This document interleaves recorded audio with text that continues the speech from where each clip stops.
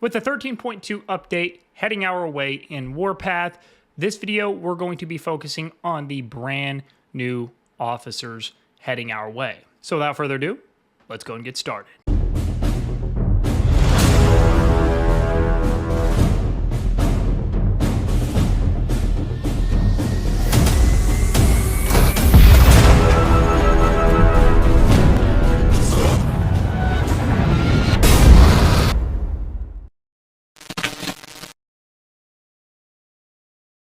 We've got two brand new officers that we are going to be talking about in this video. So we're not going to waste any time, but if you are brand new here, welcome. If you are not, welcome back. If you enjoyed this video, get any value out of this video, consider hitting the like button. It pushes it into the YouTube algorithm, and it really helps the channel out. And if you feel like subscribing too, go ahead and hit the subscribe button so you never miss any uploads. Now let's go ahead and jump in and take a look at our very first officer. All right, so starting off with Silent Thunder, who is an artillery-based officer. Starting with skill number 1, his awakened skill.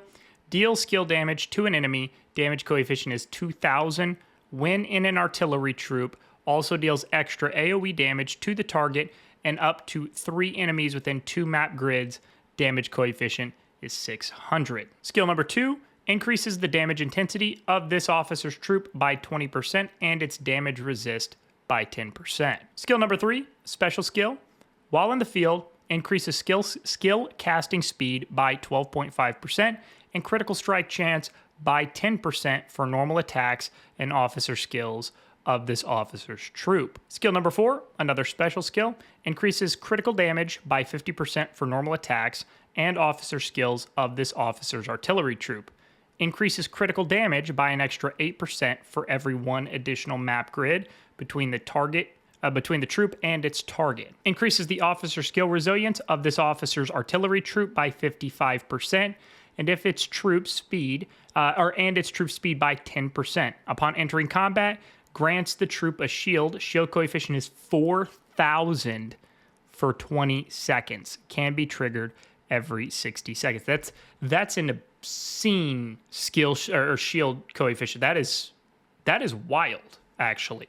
So one thought that comes to mind, like literally right away, is this third special skill increases the skill casting by 12.5%. Because if we jump down here to Eye of Providence, he's also got a skill, special skill, increases this officer's skill casting speed by 12.5% when leading an artillery troop.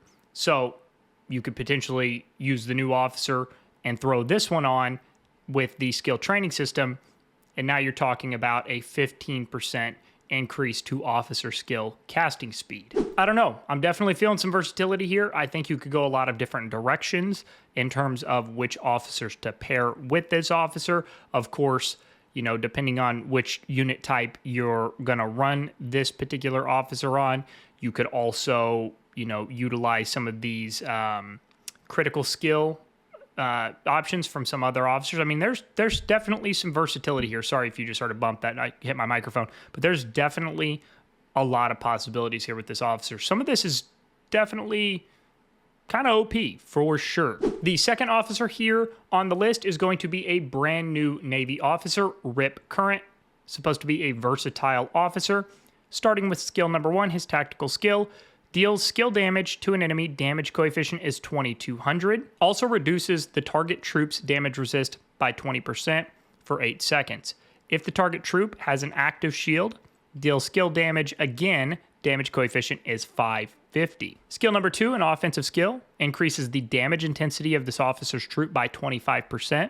When attacking an enemy with an active shield, increases the troop's damage intensity by an extra 10%. Skill 3, protection skill, increases the normal attack resilience of this officer's troop by 50%. Skill 4, a balance skill, increases the firepower of this officer's troop by 40% and its HP by 10%. And then the 5th and fully awakened skill, deals skill damage to an enemy. Damage coefficient is 2200. Also reduces the target troop's damage resist by 20% for 8 seconds. If the target troop has an active shield, deals skill damage again. Damage coefficient 5,500. So just a reiteration of skill 1, at least here on the test server. So, I mean, at first glance, I mean, you obviously have some versatility. It definitely falls into that versatility category for sure. But I mean, you could very easily throw this on like with a Liberty Blaze here and, I mean, really start to do, you know, some really good damage with a variety of different units. Of course, if you were to pair it with like,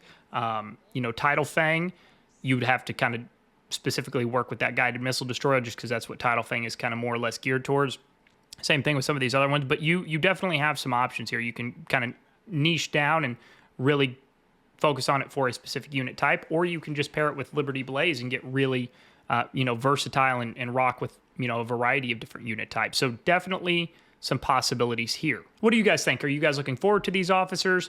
If you are, which one do you plan to invest in? If you're going to invest in them at all, do you think that artillery officer is a little bit OP or a lot of bit OP? Do you think it's not really going to be as good as it appears like it might be on paper?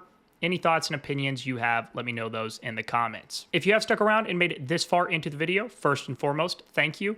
If you have access to Discord and are not already in my community Discord server, the link to that is going to be in the description of the video below.